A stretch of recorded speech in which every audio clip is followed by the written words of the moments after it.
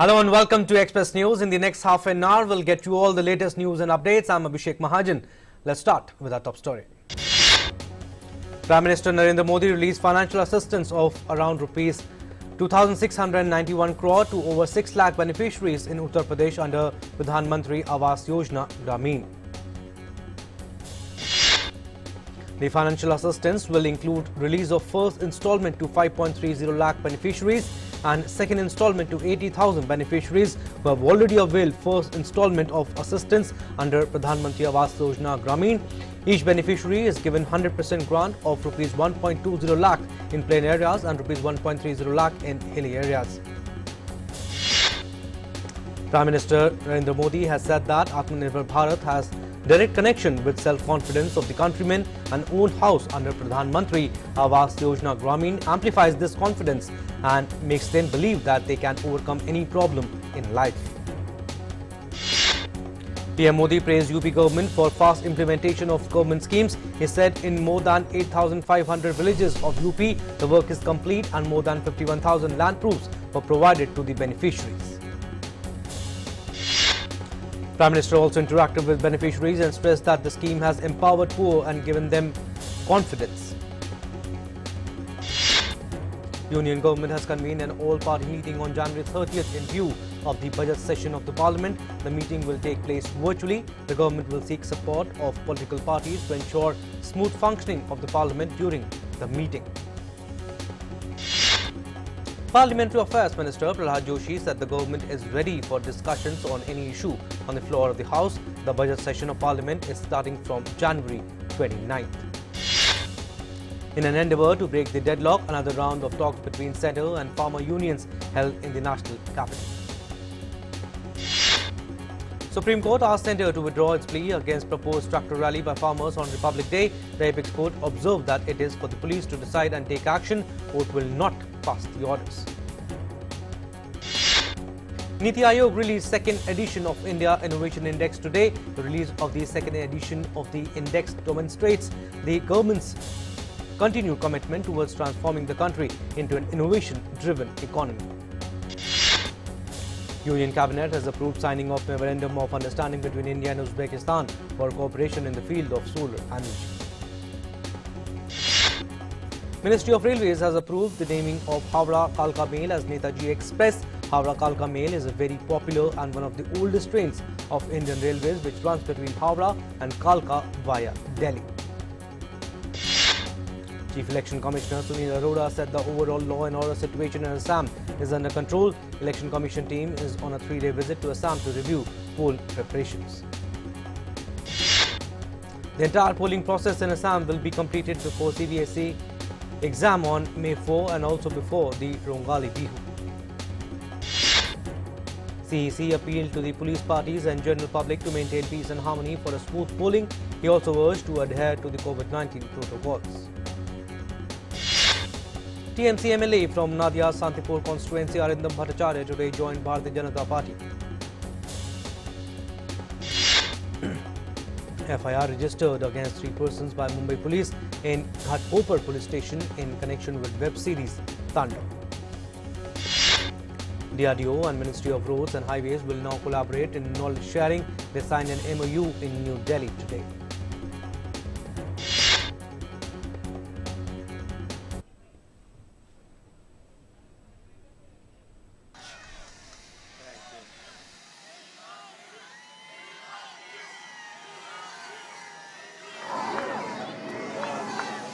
Thank you very much. And we love you, and I can tell you that from the bottom of my heart.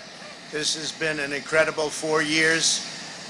We've accomplished so much together. I want to thank all of my family and my friends and my staff and so many other people for being here. I want to thank you for your effort, your hard work. People have no idea how hard this family worked. They worked, and they worked for you. They could have had a much easier life, but they did a fantastic job. I just want to thank all of you, everyone. I want to thank Mark Meadows, who's here, someplace right there. I want to thank Mark. But it's been something very special. We've accomplished a lot. Our First Lady has been a woman of great grace and beauty and dignity. And so popular with the people, so popular with the people. In fact, honey, would you like to say a few words, please? Being your First Lady was my greatest honor. Thank you for your love and your support. You will be in my thoughts and prayers. God bless you all. God bless your families. And God bless this beautiful nation. Thank you. What else has to be said, right? But what we've done, that's true, honey, great job. What we've done has been amazing by any standard. We rebuilt the United States military. We created a new force called Space Force. That in itself would be a major achievement for a regular administration. We were not a regular administration. We took care of the vets, 91% approval rating. They've never had that before. The vets have given us, the VA, the vets have given us an approval rating like has never been before. We took care of our vets and our beautiful vets. They were very badly treated before we came along.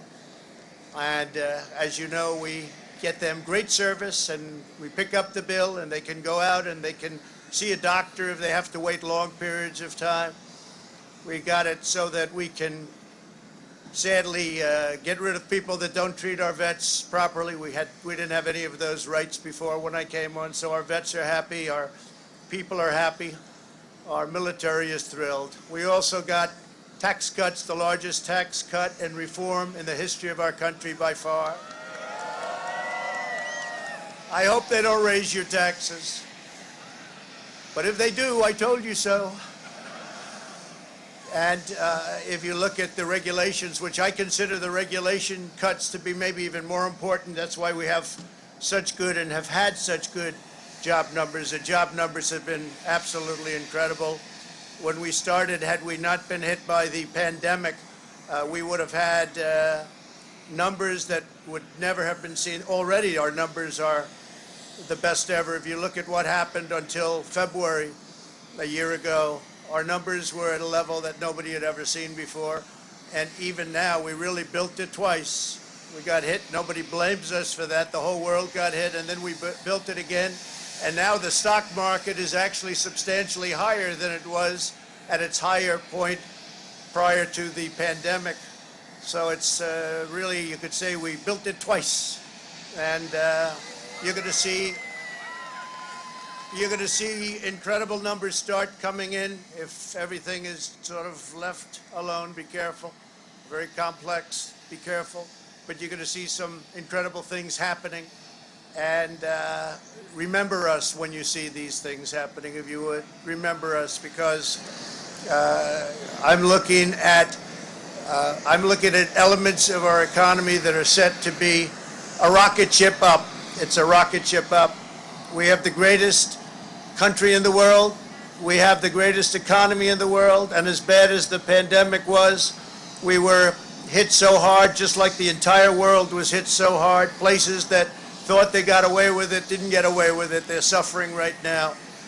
We did something that is really considered a medical miracle. They're calling it a miracle, and that was the vaccine. We got the vaccine developed in 9 months instead of 9 years or 5 years or 10 years or a long time. It was supposed to take a long time, many, many years to develop a vaccine. We have 2 out.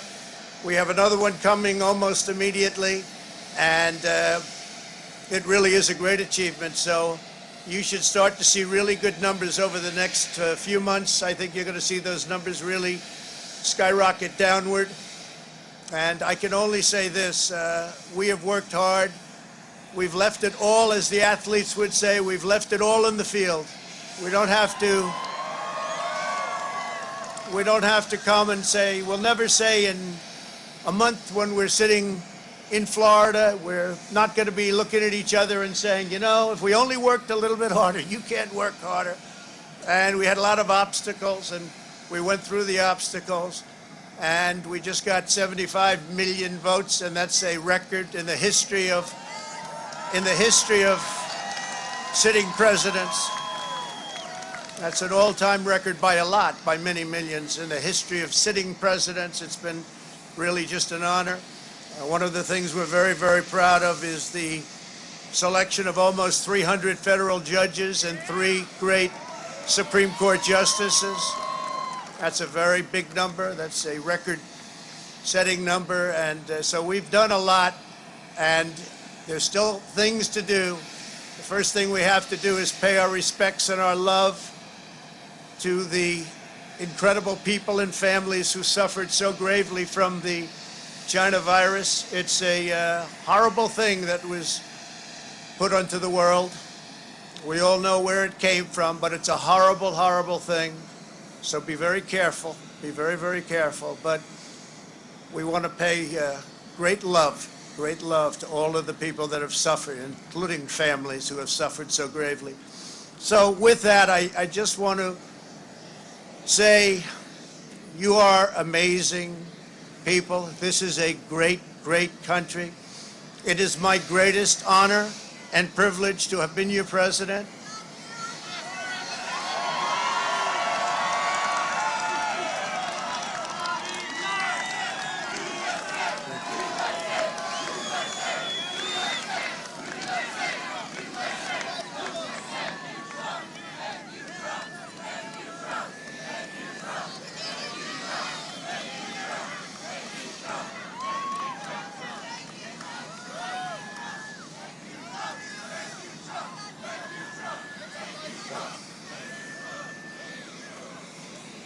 I will always fight for you. I will be watching, I will be listening, and I will tell you that the future of this country has never been better. I wish the new administration great luck and great success. I think they'll have great success. They have the foundation to do something really spectacular. And again, we put it in a position like it's never been before, despite the worst plague to hit since, I guess you'd say 1917, over 100 years ago. And despite that, the things that we've done have been just incredible, and I couldn't have done it without you. So just a goodbye. We love you. We will be back in some form.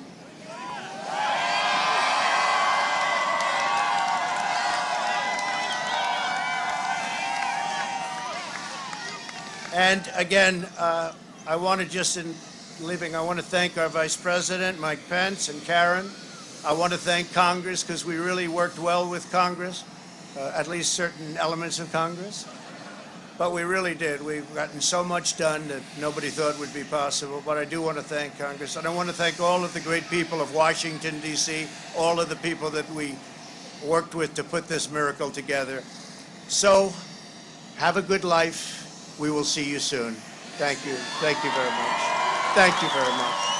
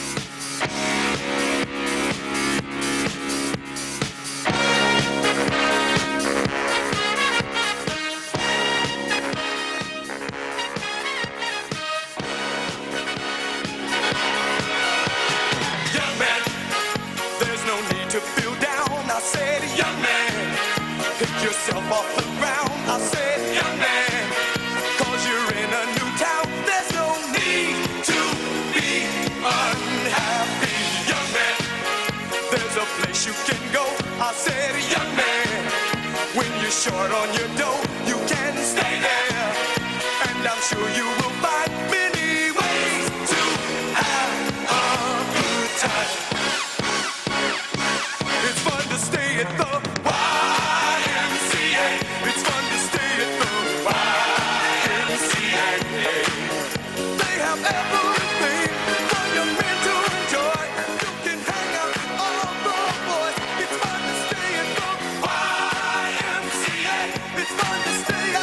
YMCA.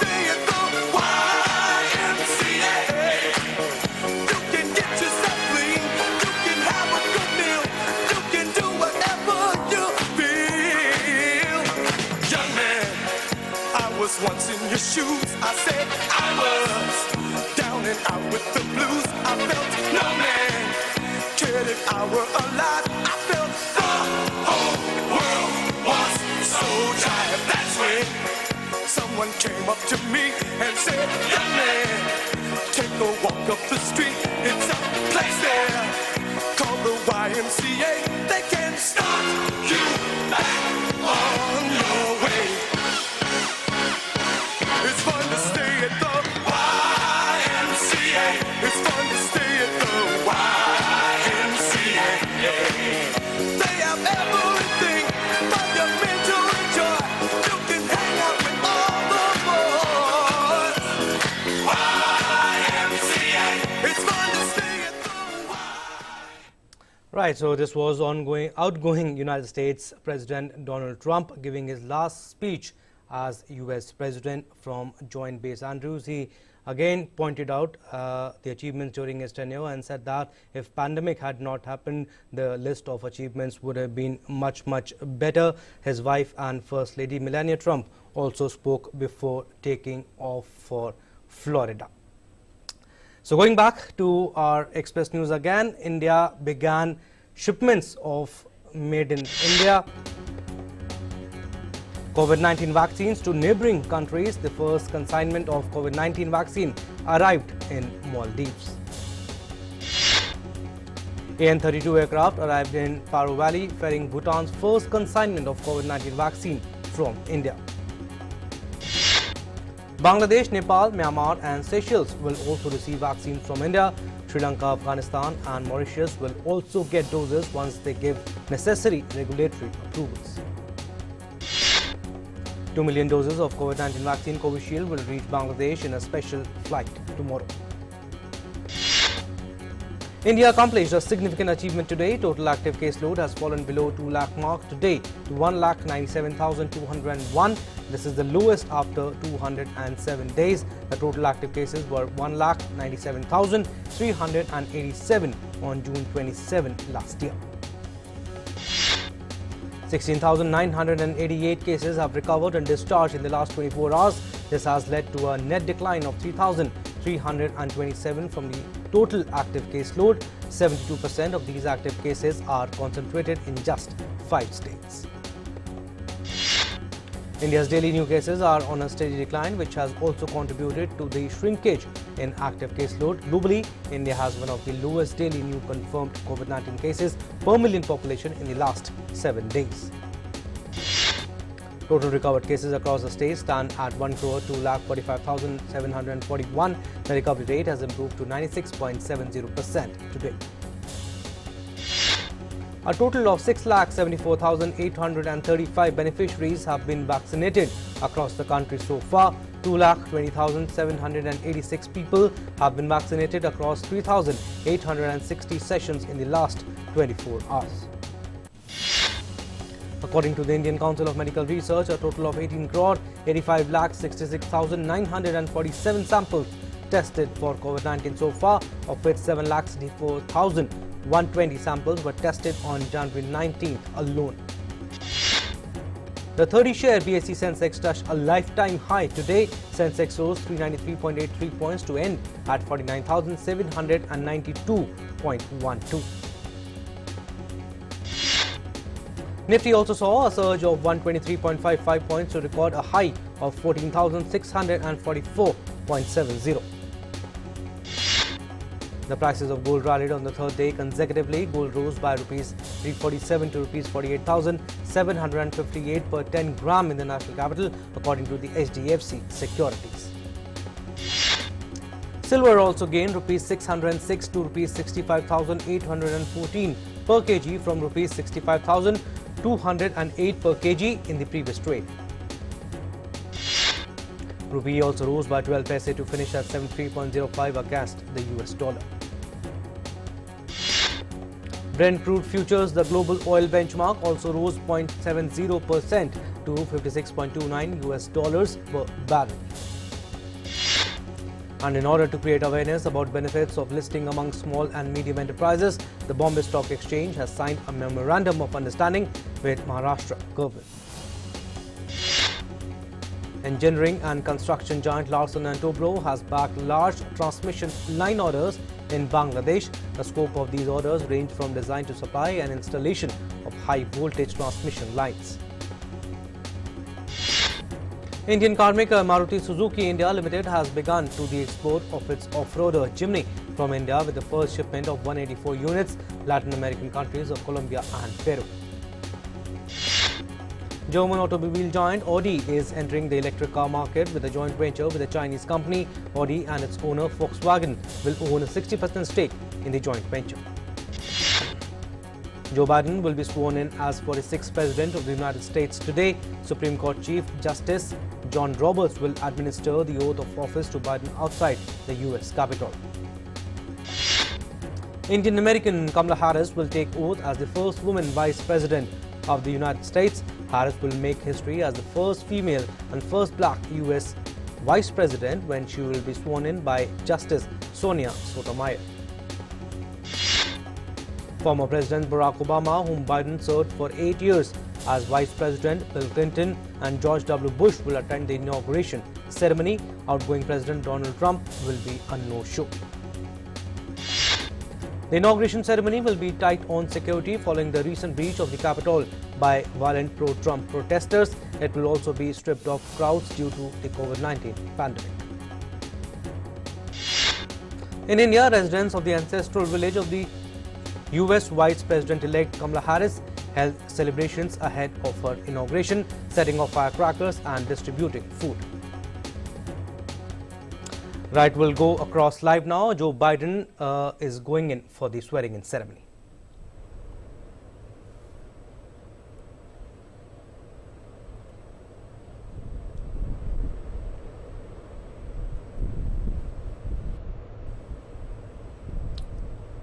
So, President-elect Joe Biden, Dr. Jill Biden, Vice President-elect Kamala Harris and Mr. Douglas Emhoff, they are attending a church service at the Cathedral of St. Matthew the Apostle, which will also include a pool photo spray.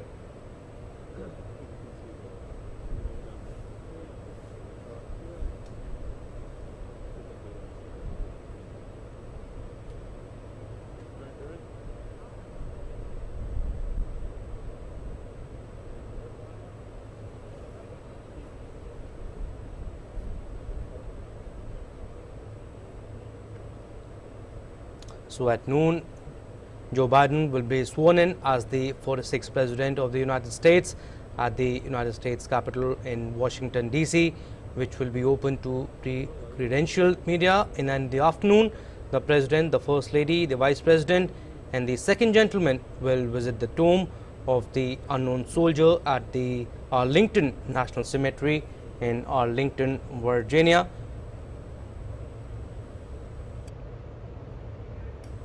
And afterward, they will receive a presidential escort to the White House.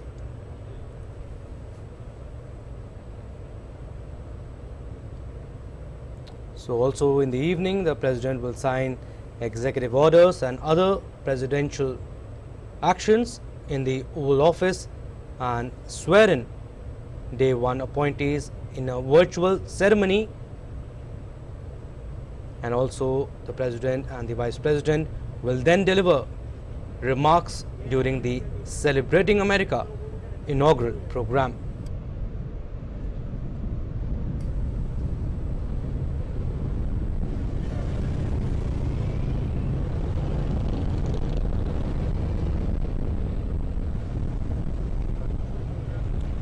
So our correspondent Abhishek Jha is joining us live to give us more information on this. Abhishek, the President-elect, Joe Biden, the Vice President-elect and Mr. Emhoff attend church service at the Cathedral of St. Matthew the Apostle. So this is obviously, Abhishek, going to be a long day for the new President, Joe Biden, and this begins with this occasional and formal steps that he has just finished with.